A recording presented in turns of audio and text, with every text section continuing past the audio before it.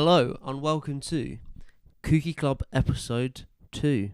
I am here with Mr. Harvey. Hello. And Mr. Sam. Hello. So this is the first group group talking of Podcast. the podcast Yes. of the, I don't know what this is. But so introduce who you are and what you do. So I'm Sam. I play bass with Oli and help him write and produce some tracks. And I help a lot with the visual side of things with all the music videos and promo stuff. I'm Harv. I play guitar and also do a lot of other things. I help Oli write as well. Say probably the funniest out of all of us. I like... What do I like? Going on long walks. What? But yeah, what else can I say? I don't know. He does things. I do a lot of things. He does a lot of things. Right, so my first question I was going to talk to you about, what is happening at the minute? Like, what are we up to? What are we doing? So we're recording a few singles at the moment. It's going to be one out soon. Yeah, we were recording till like 2:30 last night. Well, no, was it 2:30? I don't even remember. It's quite late. We definitely kept some people up with our screaming. Oh Yes. yeah, God, Jesus. We were all doing vocals, and then rehearsing for a little acoustic thing we're doing on Sunday. Yeah, we're going to play to Serious Sid. Serious Sid, yeah, we're playing in the Market Square where I live. The hometown of St. Neots. St. Yo. Neots, yeah, just outside of Cambridge. But yeah, so my first thing I was gonna talk to you about. You can go at your own special like times, one at a time. Sam, tell me about how and when you started music and when you fell in love with art and music.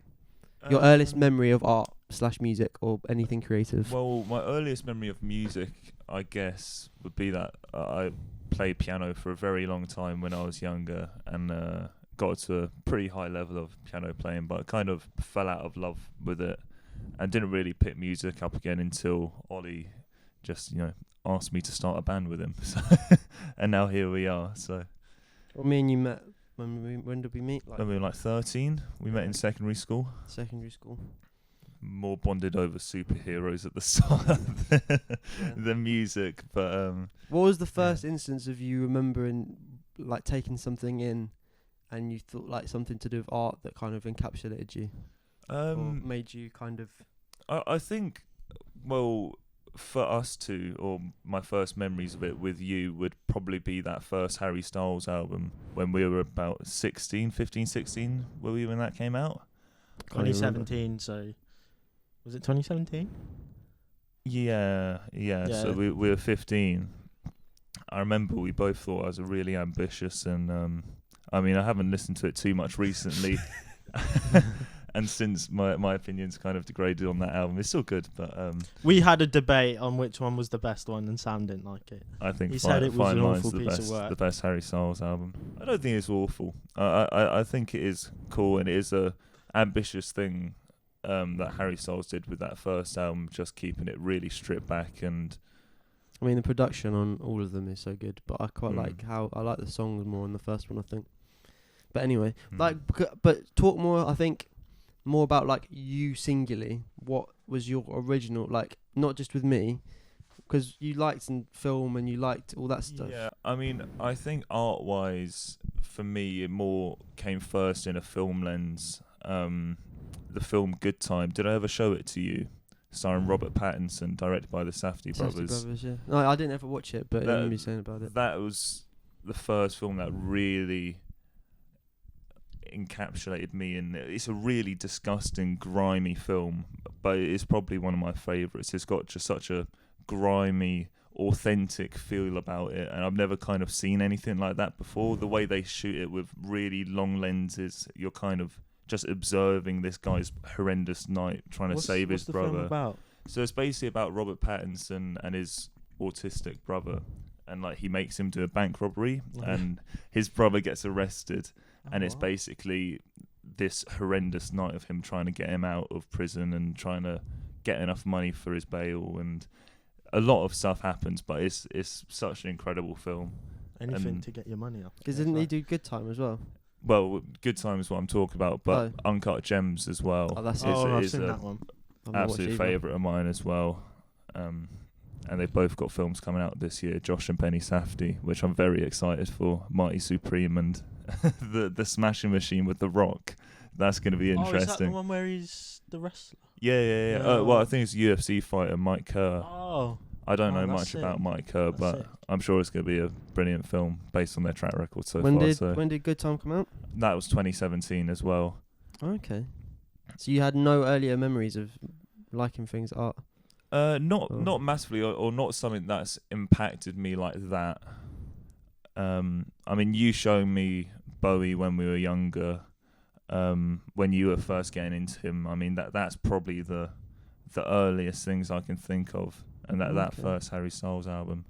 Do you remember I think I remember you telling me about when you were really small or something. You said like you listened to Paul McCartney. I did used to love the Beatles when I was growing up. What's the is it the one that's in James Bond? Live and Let Die. You said I used to fantasize. Yeah, about that's what I mean. Saving the world. I remember I used to have dreams with Live and Let Die playing. I used to be saving the school from like some helicopters or something. I'm not sure how you can class that as art, but it was a funny. Come on. I don't even remember what happened. I think I once dived off like the school roof going for like a helicopter or something. I took it down or something. But okay. Bare hands. Okay, next then, Harvey. Yo. Remember to keep the mic next to your face. Yeah, I am. Sorry. It's okay. What is your earliest memory of art? Like the earliest, youngest thing you can ever remember being something to do with art, film, music, or anything that made you just kind of like go like, I want to get in the kind of creative field, or that's really touched me. I remember my first memory of music, like the first song. I think it was the first song anyway. Like apart from Pop Party 7 or something like that. I remember. Yeah. I remember listening to Little Mix. No, I'm joking. It was The Killer's Human. I remember being in the back of the car. I can't remember where from. And it was dark. And I remember it playing. And I could like, you know the bit where he goes, my hands are cold. I actually felt cold. I can't stand that song. Really? Really? I actually felt like. Is that the one? Yeah. Right. I actually felt cold. Like I don't know why. And that was like the first time I ever like felt something with a song, and like I guess it was because I was so young. That's like I couldn't really feel anything other than he's saying cold and it's making me cold. You know what I mean? Yeah. But film wise, I've never really been into that many films to be honest. So I don't really watch many films. Did you not when you were younger? I watched a lot of like the superhero ones and Star Wars and. Were your parents quite? I've never actually asked you about this. Were your parents quite? Did they care a lot about films or art in the home? Really? Not really. Did they play no. a lot of music and stuff? They do the obvious like Saturday morning when they're cleaning up or something. There's music on, and there's a lot of we used to do long drives, and there was a lot of Michael Jackson Thriller album. My mum's really into soul. Okay. So that's the sort of thing I grew up on, like at family parties or something. If they'd play music, it'd be soul.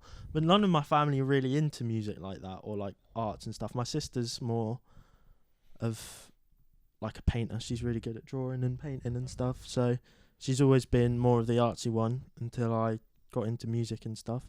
But I still wouldn't classify myself as artsy. It's quite interesting though, isn't it? Like even if your parents aren't like that interested in that kind of stuff. Well, I think you strive to find it yourself. Yeah. In that regard. Yeah. Yeah, that's a good point. But yeah, I think my granddad was quite musical. I mean, my mum used to play the cello at school. Okay, but like, it wasn't like a lot of that stuff. So there's like the classical instruments. They're quite forced upon people in school, aren't they? But those days. A lot of like my mum's dad, my granddad used to play the accordion on the street and stuff, which is quite cool. Oh. Yeah, it's not really. That's probably the extent of the musicality in my family. But yeah, I just got into it myself. Really, I was just looking for something to do when I was younger. Fair enough.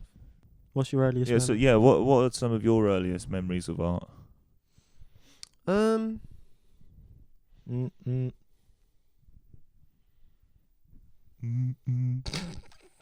I think my first word apparently was Mowgli from the Jungle Book. Bollocks! No, it wasn't. It was. No, like Mowgli. bro, like it wasn't Goo Goo Gaga. Come on, man. Mowgli. No, it was Mowgli. I swear. Mowgli from the Jungle Book. Apparently, I don't know, because I used to just watch films all the time, like all the old Disney films. What else did I used to like? So you're just coming around going. I used to draw a lot. Mowgli. I used to draw a lot. Used to draw. I used to do my own cartoons. Used to draw Spider-Man a lot. I did draw Spider-Man a lot. And first time I felt like music, not music, probably. I used to like a lot of film soundtracks a lot. I just liked films. I love films. My first time I ever was properly moved, I think, was.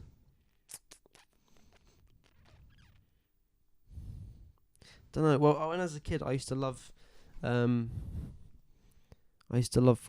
a lot, which is a bit funny. But No, it's not funny. The earlier Coldplay stuff is brilliant. Rush of Blood to the Head, Rush of Blood to the Head, Parachutes, Viva La Vida, X and Y. X and Y is an excellent We all album. have a secret love, we all love X and Y.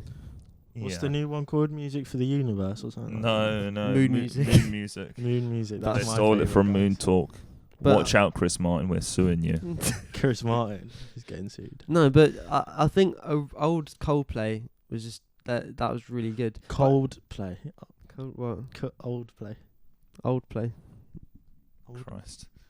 But I think it's because they had more of the they took a lot more from like Radiohead and that kind of stuff. But yeah, I used to love that a lot.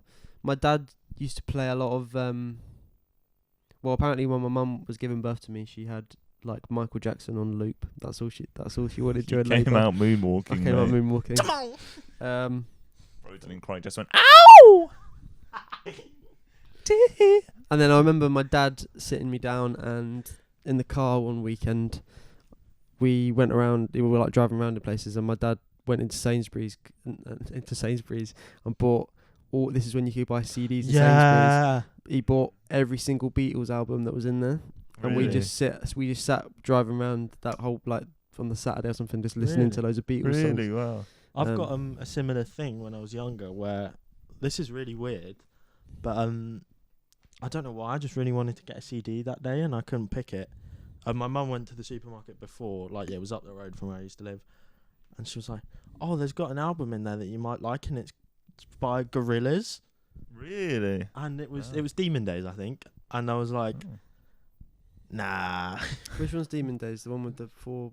Yeah, the four panels. Yeah. I like So- that's my favourite. So album. I probably would have been into music a lot earlier if I'd said yes to that album, but I was just like, nah. Yeah. So you just And never then- got it. Yeah, no. I That was didn't your buy it. story. Yeah, but Oh, I had a it's the- similar it's the story to butterfly- listening it's the to the butterfly Beatles effect. for a whole it's the day. butterfly effect. Mine went to get 'Cause- me a CD and I didn't want to get Demon Days, so I didn't get a CD. But then I probably would have picked something dumb, like I don't know, Will I Am or something like that. I used to love Take That, to be fair. Yeah, I Yeah. don't know about you I still boys. love Take That. I think that's our generation though, because our parents were that's their kind of music. I think. Yeah. To be Well, fair. I guess that's what was on the radio a lot when we were growing up in the early 2000s. My mum loved Take That. Yeah, my mum also loved Take my That. mum loves Take That. I think they went and saw them recently. Actually, their like latest tour. They took my little sister. I'm jealous.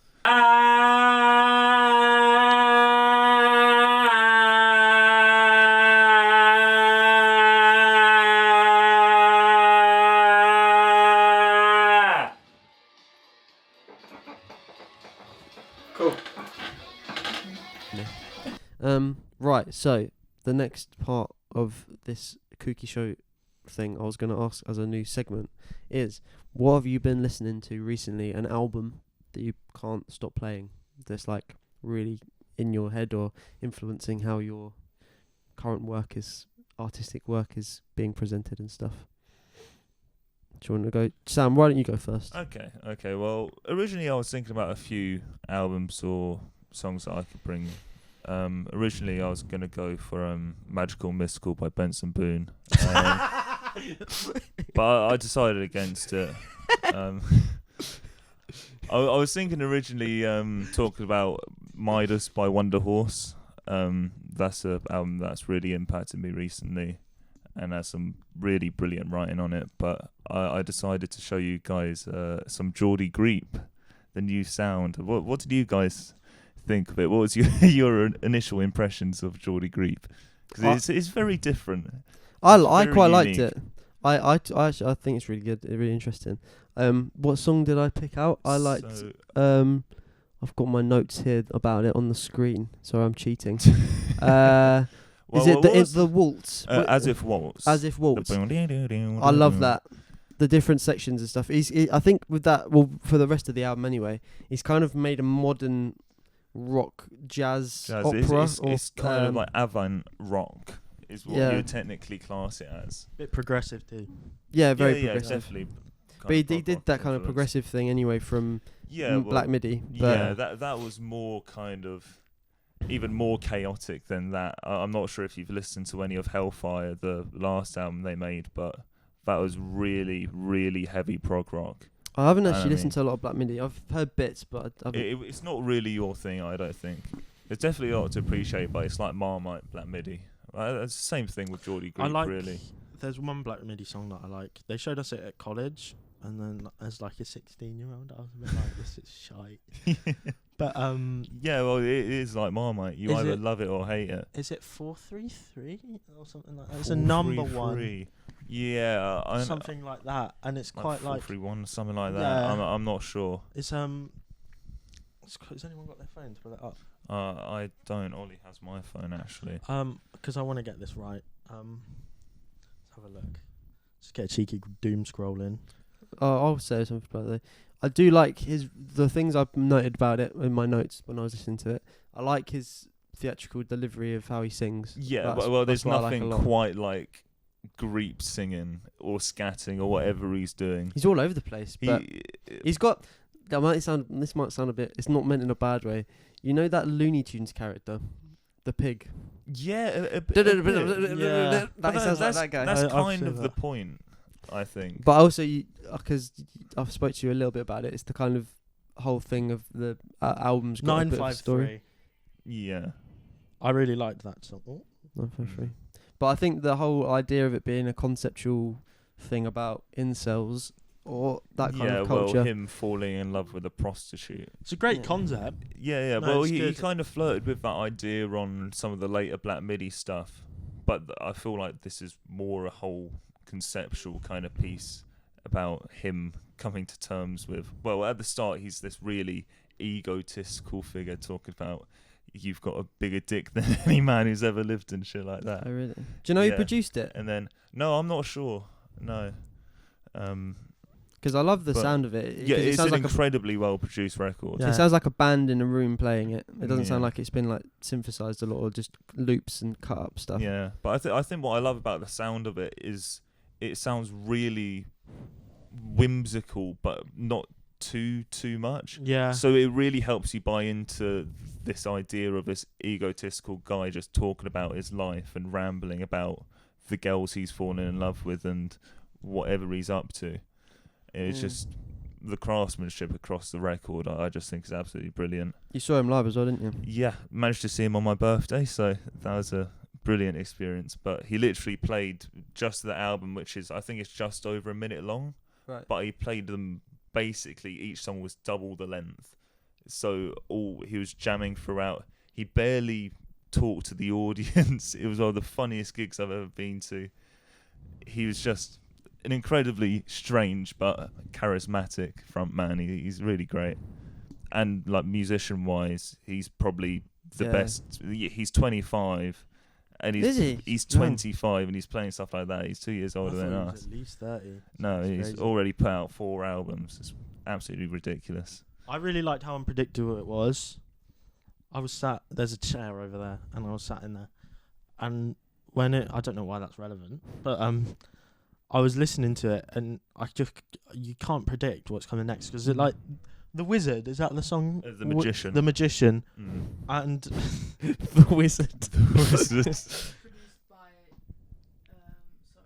So we have fact checker Edie here. Oh, Seth Evans, who was the keyboardist with Black Midi, and Okay. he actually has a Sick. song he sings on the record Motorbike, and he came out and played that at the show we went to as well. So that was That's really very cool. But yeah, I liked The Wizard. Hold it close to your face, Harvey. Wizard, The Wizard, not The Wizard. the Magician. The Magician, because it was like it had some really good guitar in it. I remember, but there's like the country bit in the middle, isn't there? Yeah. It's just, it's a 12-minute song, Yeah. and every minute it's just completely different to the last one. It's like a magic It was trick. really I good. guess that's why it's named. Yeah, like that. no, that's valid. I really liked as well. I forgot what I was gonna say. It'll come back to me. Holy Holy is a really good song as well. Yeah. Holy Holy's brilliant. That's a good standout track.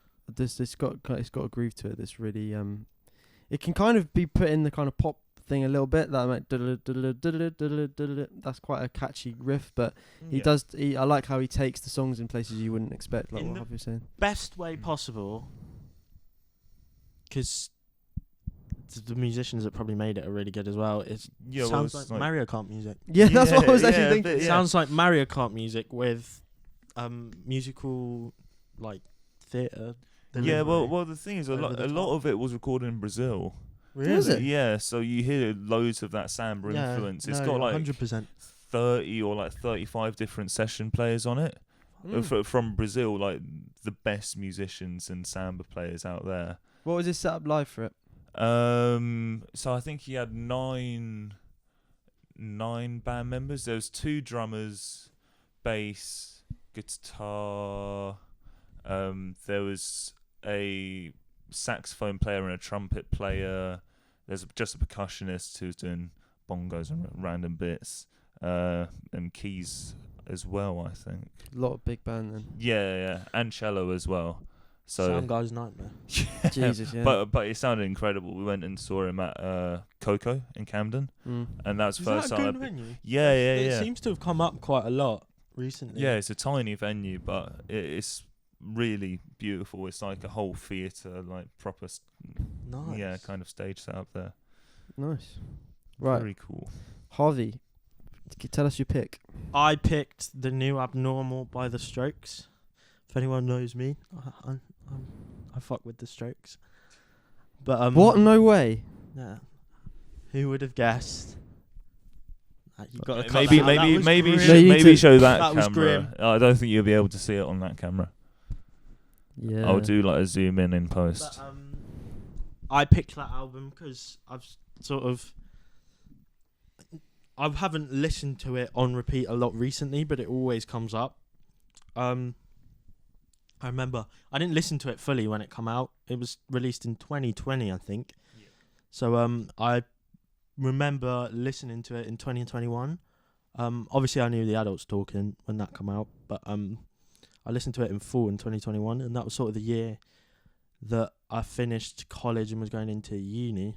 So that summer, it was the first summer after COVID as well. Like everyone was about, but I didn't really do anything, so I just sat and listened to a lot of music, and that was one of the albums that I listened to the most.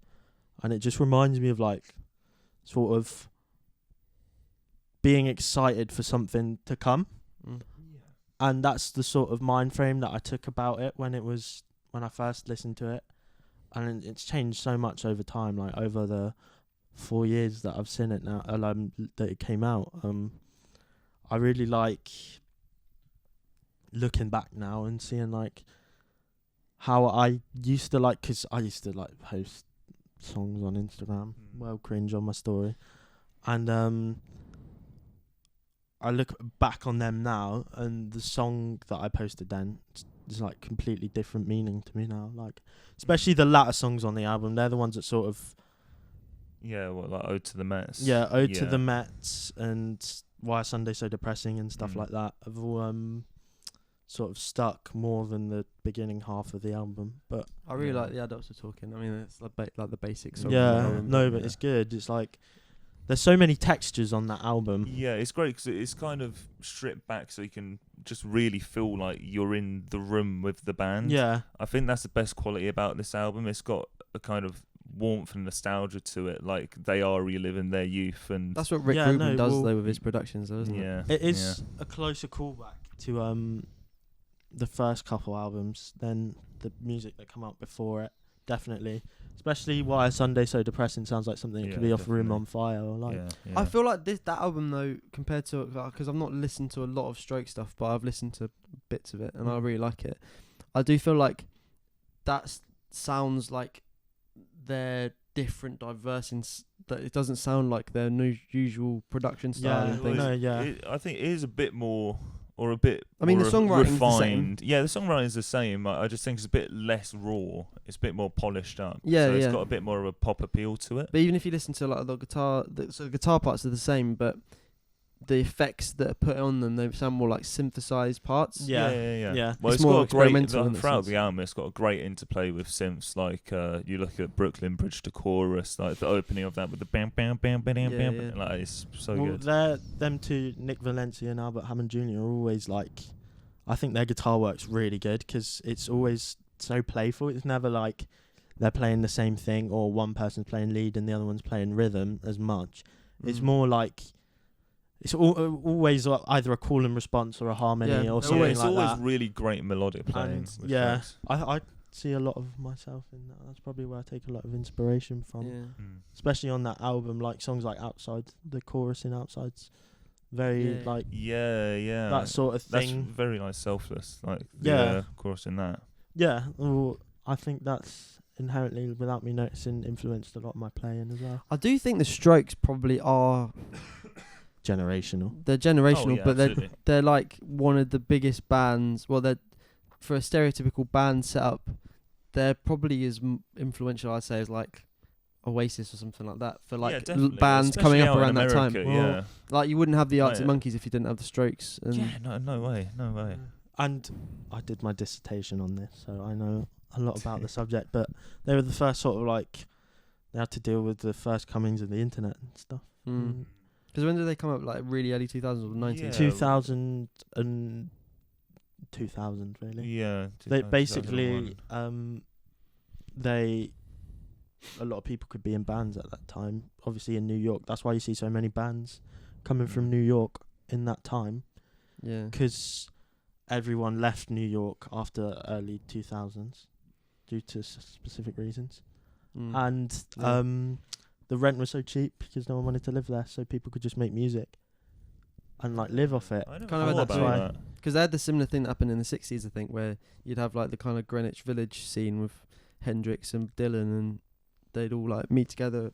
But yeah, because also you had like LCD sound system come up about that time as well, didn't you? Yeah, no, that was New a bit York. later on. Yeah, I he think they come came up 2005. Yeah, he LCD come up was. just after because Was he it? was Yeah, I think their first album was 2005. Really? he was Yeah. producing all the garage rock artists in New York, and then he got sick of doing it and just said, "I want to do it Who myself." LCD did? Yeah, Oh. he was getting like, because I don't know how correct this is. This is just going off memory for my dissertation, but he used to like produce these bands, but he'd almost want them to play what he wants instead of that. So then he just decided one day to make his own stuff. I love LCD. No, sound he's system. good. He's good. What else did I Yeah, well, listen to with that? What else did I say? I like. I've always. This is a funny thing about the Strokes, because I don't know if we'll talk about it ever again, but we probably will. But it's the whole thing of, I quite like how Julian Casablancas' vocals.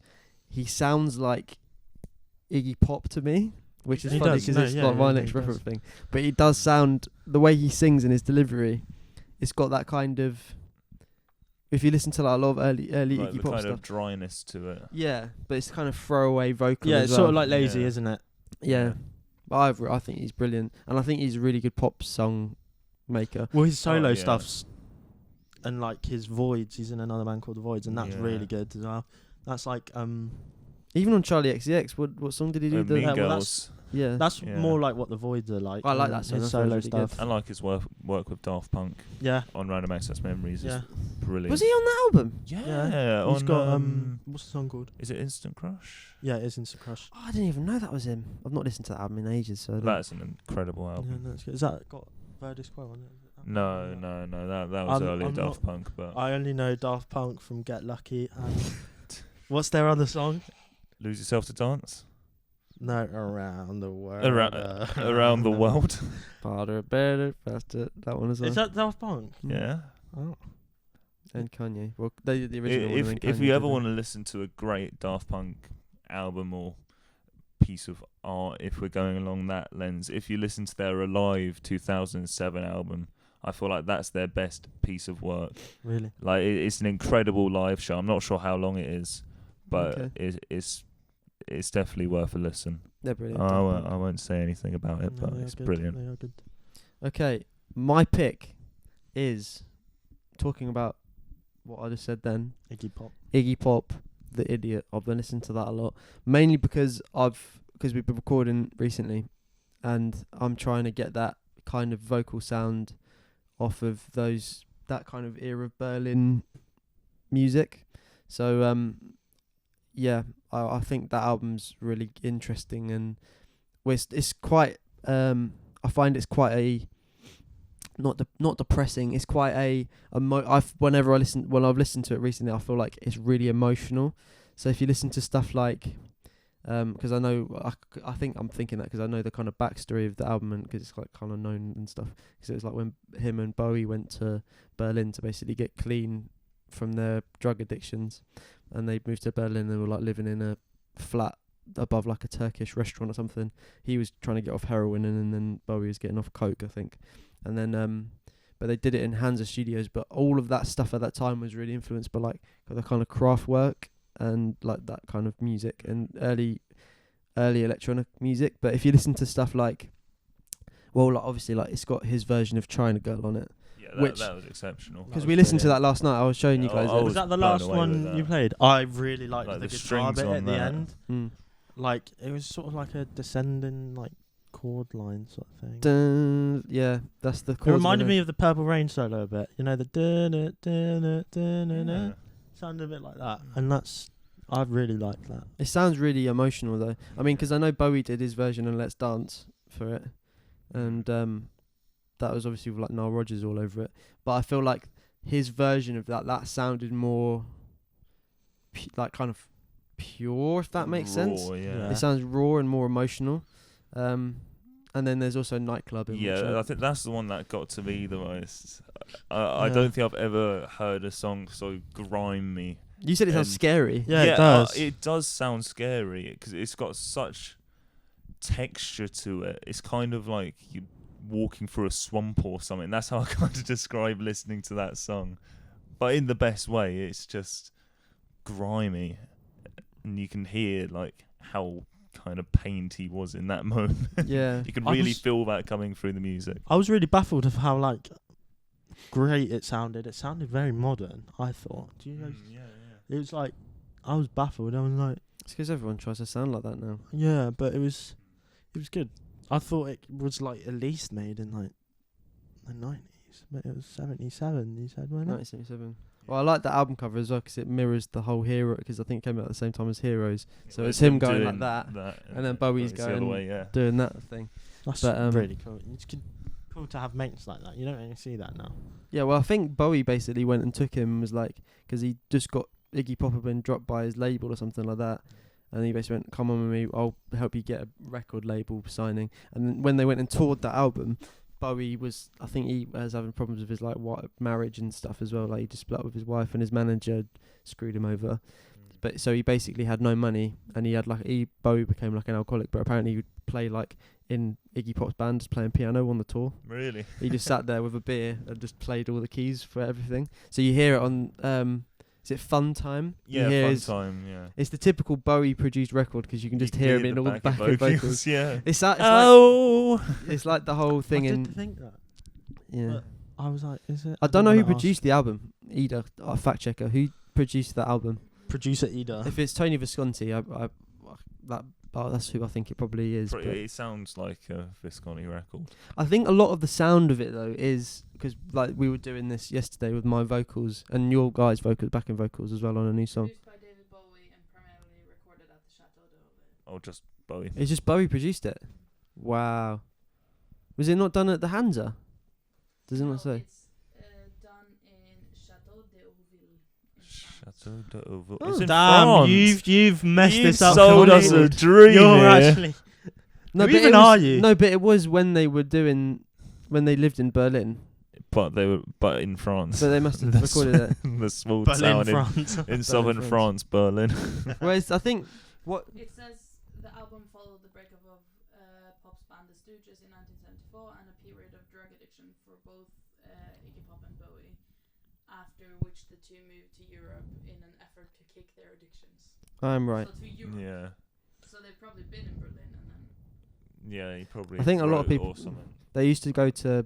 I mean, because I think It this. also says Musicland in Munich. Okay. So where's Berlin come from? Well, they did. Bowie. They did live in Berlin. I knew that's that's a fact. Yeah. Because apparently, like, there was a story about how they went. Like, this was while the Berlin Wall was still up, and there was that kind of madness happening. But there was like a bunch of like punks. They went to like this bar at night, and there's just. I think I might be wrong. I think it might have been Iggy Pop. This like they had a massive cake that was like the Berlin Wall, and Iggy Pop just went and jumped into it. Sounds like Iggy Pop. Yeah. Have you been to Berlin before? No, I want to go. Because when you walk around, like, there is so much, you can tell, like, the people of Berlin love Bowie. There's so many murals and pictures of him about. Well, he's like their flag. He's when he went there and did Heroes, like that's his big break. But I do think with Iggy Pop though, that album, The Idiot, sounds, you can hear it's produced by Bowie because it's got that. It sounds the same kind of way that Transformer sounds, the Lou Reed album. It's got that vibe. But Ida, what was you gonna say? It says that Bowie composed most of the music and contributed a major portion of the instrumentation, and Iggy Pop wrote over it. So he That makes basically sense made then. the music and wrote it. And it's Damn. named after Dostoevsky's novel, The Idiot. Well, you can kind of tell with like a song like Nightclubbing and stuff that is Bowie through and through, you know. Yeah. But even then, Bowie took a lot of, because originally for like the whole Ziggy thing, he nicked from, well, Ziggy was Iggy, I guess, but it was he took a lot of the Stooges kind of sound for stuff like Suffragette City and things. But yeah, I think the album's really good. I hadn't listened to it properly before, but so I thought it'd be interesting. And the whole like use of the Eventide harmonizer and all that you can hear on the vocals and on the drums with the kind of boo boo. See what I mean? There's Yeah. one high one, one low. Can you just keep that, mute it, and then just do me another track, duplicate the track of it, and then I'll redo it again. I could do it one more time. I thought it might be interesting. I don't know if you'll find it interesting or not. What is our plan for this year, guys? Like, as for the band and the music releases and stuff. I really want to get a tour bus with not tour bus, a tour van, Tour with a table in the middle, and then chairs facing each other. That's my goal. That's the big goal. They're sick. Like, It did look cool. I'm not going. Who would go backwards in the van though? I quite like going backwards. Do ya? Like on trains, I don't mind it. Buses, I can't Not really for do me. going backwards. Yeah. But trains I quite like. Because then we can do we can play like Scrabble. Scrabble. Scrabble. On the table. I kind of rock with Scrabble. I can't lie. I like Connect 4. Bit of Connect 4. Yeah. I like card games as well. Jigsaw puzzles. Yeah. Oh, There's I going to be love- so in the back of a tour bag. We'll get a really cool jigsaw puzzle. I love jigsaw puzzles. They're peaceful. They are very peaceful. But I think music-wise, like, so we've recently filmed a music video, haven't we? We have. Yep. Let's talk about that a little bit. Yeah. Can we or not?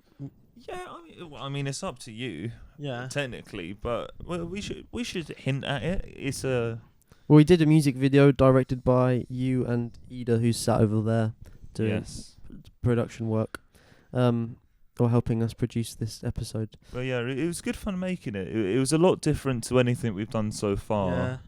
Yeah. We haven't really done anything too narrative in terms of a music video, and that was very fun, constructing a narrative and playing with the idea and with the characters throughout this story. It's a very fun music video, and Oli funny. Oli puts on a bit of a character, and he does great in it. Same with Harvey. He plays a very, very funny character. Just A being very myself, guys, just very being myself. cheeky a cheeky What character. can I say? But we went for lunch that day, and that was quite funny. Yeah, because I'm in an outfit in the video, and it's. Well, we're all in outfits. Yeah, we're all in outfits, but You guys weren't. we weren't wearing. not at that we weren't point. wearing the outfits. What your guys' outfits were like quite chill though. Mine was just completely. I wore a out big there. hat at one point, but Did that you? wasn't in the video. I just didn't. No, want that was my big hat. Yeah, that was your big hat. Every day when you're walking down the street, with everybody that you meet. Listen to your heart, listen to the street, and listen to the rhythm of the beat. Listen to your heart, listen to your soul, listen to get together simple and being message. together. It's a simple message that's pointed from the heart. And believe in yourself, and that's the way to start. And I say, hey, what a wonderful time to play.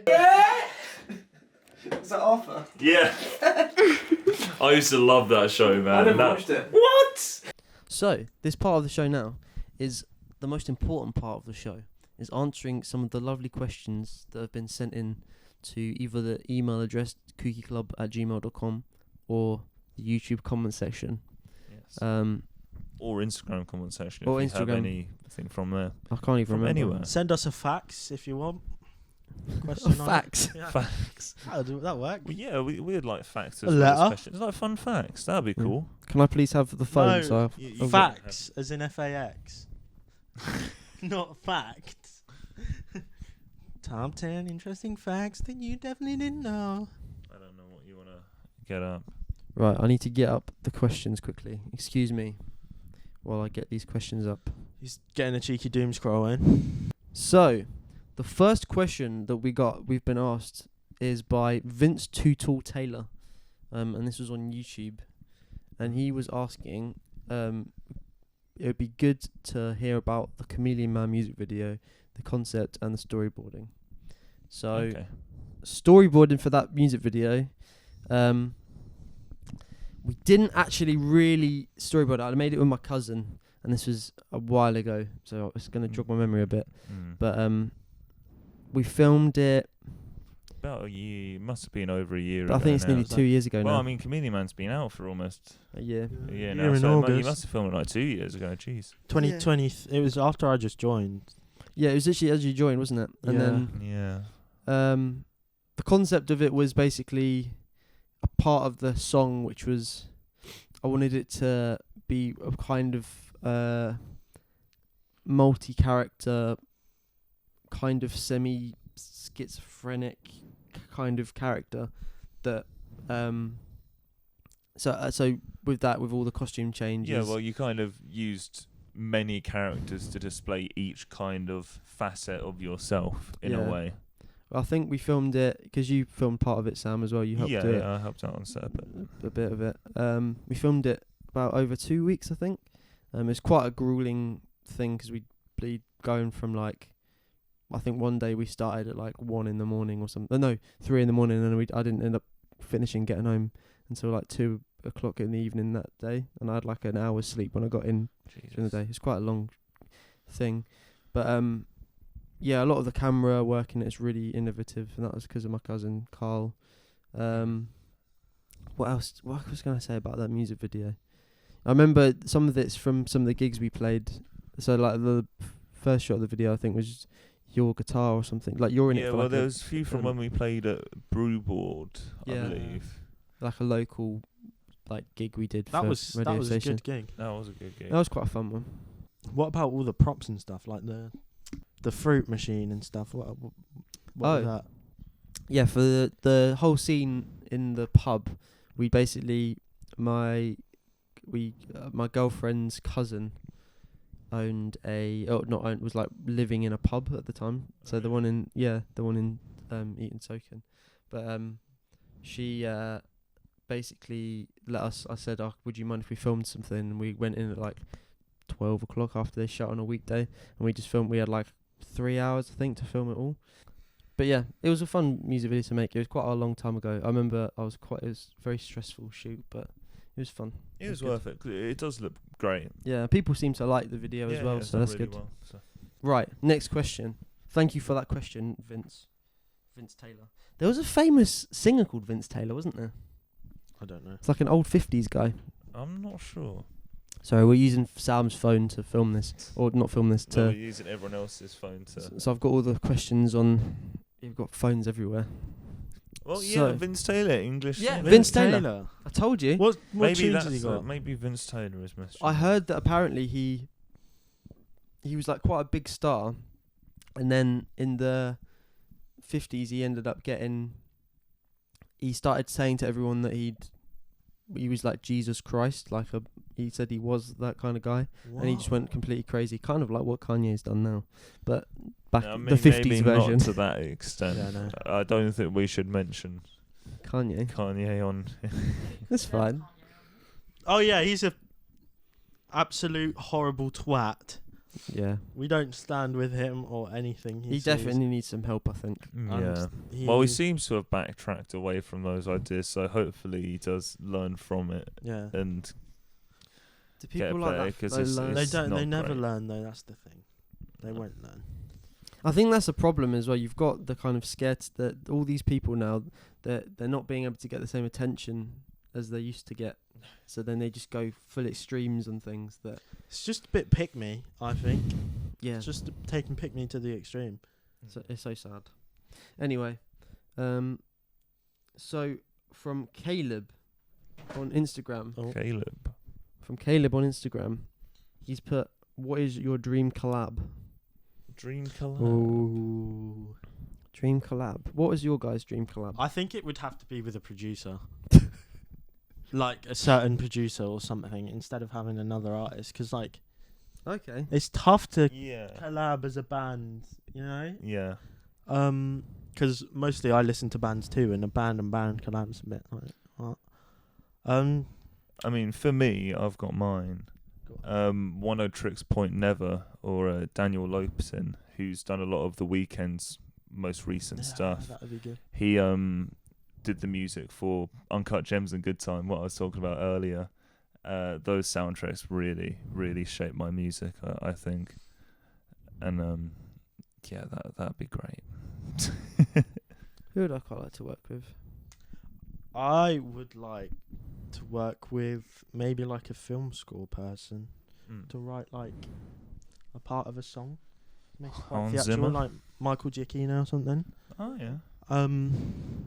That'd be really cool. Cause imagine like the depth you could get with a song like that, like a theatrical type, like orchestra in the background of a song, or like even stuff like that. And I know Michael Giacchino's stuff's quite dark. He did the soundtrack to the Batman, I believe. Well, you know, he directed Werewolf by Night.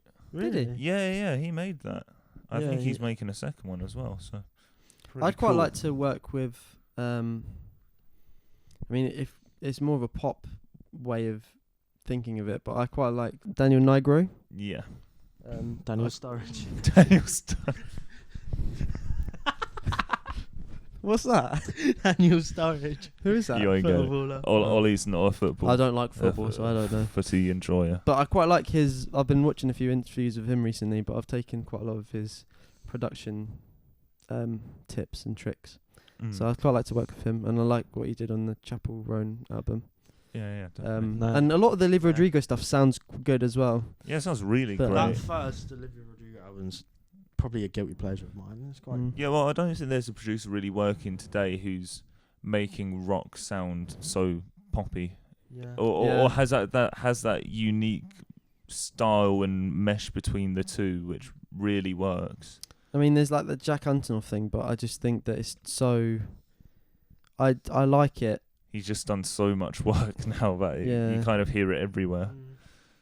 But yeah, maybe Daniel Nigro, he'd be a good collab person I'd like to work with. Songwriters. Songwriters. Ed Sheeran. Yeah, mate, you'd be rich if you could work with. Lives up the road from me. Does he? Not up the road. That's Ipswich. Yeah. Oh, is it? Oh, I didn't even know half that. hour away. Is it? Really? Is it? No, so is it? Right. So next question. We'll move on. Same from Caleb again. Caleb loves the show. Caleb loves the show. Caleb's a good friend What of is mine. it? Is it your friend Caleb? Yeah. Oh. We've had one question. We've had one question. Send in your questions, Yeah, guys. please. We want to hear Please. some. Otherwise, we're gonna have very short episodes of the Kooky Club. Would you ever make any other genre? Any other genre? I think it'd be good to experiment in other genres, but I don't think it'd be anything too like Heavy. far away from what we do now. Like you're not going to see an Oli Harris D&B song. I don't know. I would. Well, yeah, I think I'd try like to go into some more electronic-y Oh no, elements. electronic definitely, but like At the minute, we're keeping it more. I'm trying to create a specific sound. Because I think the last two EPs, I still think they're really good pieces of work, but they've got so Life in Space, that was done quite quickly, and it was just done with me and Logic basically on my room. I've started outsourcing the mixes to other people to help me mix stuff, but I think that this new record we're working on at the minute, this new EP that we're doing, which you've heard like Chameleon Man and Outside From, I'm trying to keep it a bit more consistent to a singular sounding thing. So Yeah, well, it's kind of modernized glam rock. That's kind of how I would. it's modernised Yeah, glam rock, but describe I think it's pop. It's got a bit more of a pop. Yeah, thing that's to what it. I'm Yeah. saying about the modern aspects to it. Like, I think we do take quite a lot from you were saying about Daniel Nigro, and those kind of production elements, and introducing rock into our music more in that way rather than keeping it more thrashy or What's the something new? like what we would do on Homesick. Yeah. Trying to find what the new rock is, and I know what I want to go for the next thing as well, because I always like to think like a lot ahead. But I know what the next thing is going to sound like as well. I just think this one I want it to be a bit more of a concise sounding thing compared to the last, like Homesick. I feel like this really good, but I think that the sound was a bit too, like you had UFO song and then you had like Moon Talk. Like the sounds of them are quite different. Yeah. It doesn't really sound consistent. I think it still does sound like a consistent record, no, it though. works well Homesick. together. I think, yeah, there is different sounds and different soundscapes, but it does, have a level of consistency to it. But yeah, I'd like to make a lot of different music. I'd quite like to make some kind of ambient stuff. I do make that anyway, but as like kind of a side thing. But ambient music. I'm trying to think what other stuff. I don't think I'd probably do rap very well. Leave that to me. I think production-wise, I think we could produce some good rap or hip-hop music. R&B Yeah. type thing. Yeah, that's the thing is as well. The genres now, it doesn't really matter. Like you can flip between them quite easily. So yeah, I'd have to say that probably. Yeah, I would definitely do other genres. It's just when a lot of the music I make as well, it's depending on what I'm listening to at the time, or like what we're listening to. So if you listen to like a lot of the first Life in Space stuff, I was listening to so much. Like I was listening to Jeff Buckley a lot, and the whole Grace album, and what else was I You listening to? listen to a lot of Hunky Dory and the more acoustic-y Bowie tracks. I think you can really hear that throughout with kind of songs like Oh Well. Yeah, like because it's the kind of, and also kind of Pink Floyd, early Pink Floyd, like Syd Barrett Yeah, stuff. I was listening to a lot, and a lot of people noticed that reference as well, which I was quite impressed by. But yeah, and then the second one, I can't even remember. I was listening to a lot of Radiohead. I had not listened to Radiohead much before, so like stuff like Product and things. I was massively into Radiohead, and even in like Homesick, the whole kind of arpeggiated guitars and stuff. That's like my version of Let Down. Yeah. But yeah, I'm open. I'm very open. It's the last one there. Oh, so how did we all meet? We've kind of covered this, but So you two have. yeah, well, should we go from the start then? The very start. The very start. Me and Sam went to secondary school together. Yeah. So we've known each other since we were 11. 11, 12-ish. Is that I'd how old say. you are in secondary school? I don't Well, even know. we met really in year 8. So we met in English class and we sat next to each other. Yeah. And we didn't. Super serious. We made a super serial thing. Yeah. We have fond memories. Then of we used to that. make films together. Yeah, we used to make a lot of short films. We made a zombie film. We made a film ripping off the lighthouse. Yeah, we did. We made a film about OCD, and Oli was like a mum. Yeah, I remember We that. had good times. I was but wearing a dress. Originally, we were me. I've studied film at university and stuff. I've always been very passionate about film, and so was Oli. I think the original plan was that you were going to do a similar thing, but Then I got the music bug. yeah. Then we But then I remember I gave you then I lent you over a bass or something, and I said let's just start a band, and then we I was like, we yeah, why started not? doing covers, and then we would have been quite young. What was your favourite cover to do back in the day? Well, I have a fond memory of playing Only Angel, that Harry Styles song, because that's when we were first making the band and getting into music. It was dreadful. It was really, Can you give really us a rendition bad. No. No. But there was a video which has sadly been lost to the Definitely. Depths of internet Definitely database hasn't. of us I can playing. find it. Don't worry. I'll find it. Us playing I'll Only find it and get it Angels in out to you. rehearsal, I'll have it. and Ollie's vocals are something to behold. I've Yeah. seen it. I know it's there. Have you? Yeah.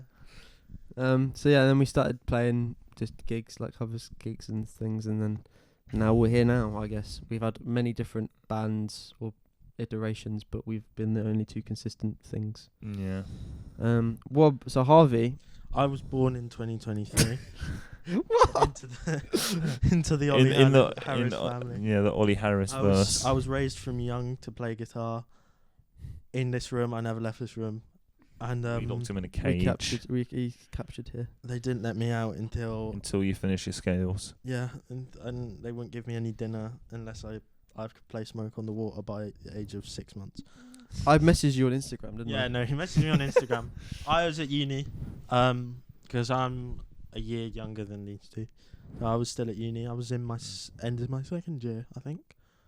And one of my friends from uni, I supported you, and she posted you guys on her story, and I followed, and I was sort of like, please need a guitarist, please need a guitarist, please need a guitarist, because I was very musical at that time. Obviously, I was doing it at uni, but I went to uni with the thought of getting into a band and playing. Yeah.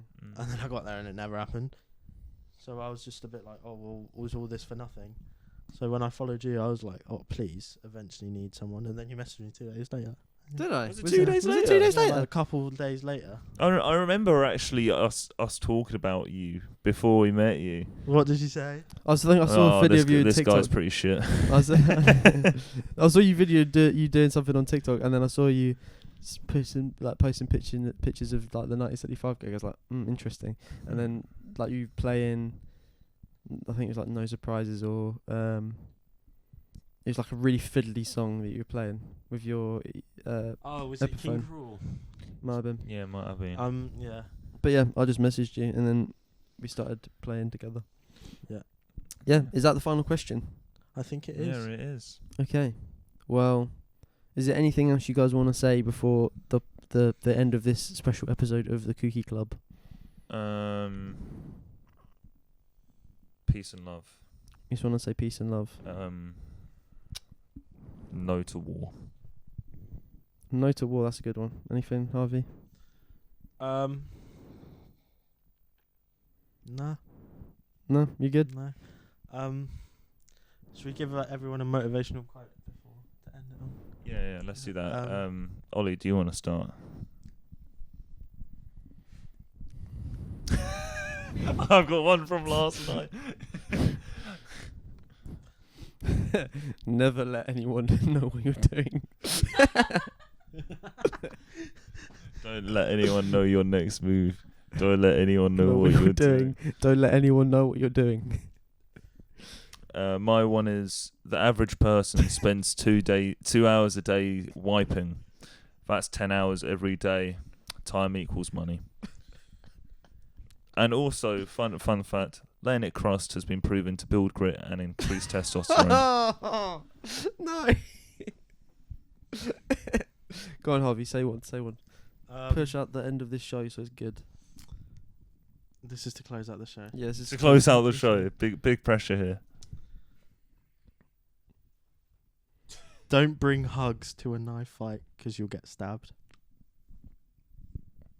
But yeah, this is the end of the second episode of Kooky Club. Kooky! If you've got any questions for the next episode, make sure you email the email that I'll put on the screen now. kookyclubshow@gmail.com. Repeat, kookyclubshow@gmail.com. Gmail.com. And we'll answer your questions. Yahoo. Send that in anytime. And I'll answer the questions in the next episode like what we did today. Hope you enjoyed the episode.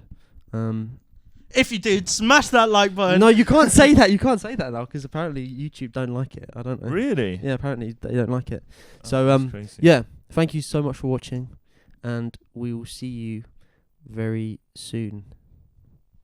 Bye. Bye.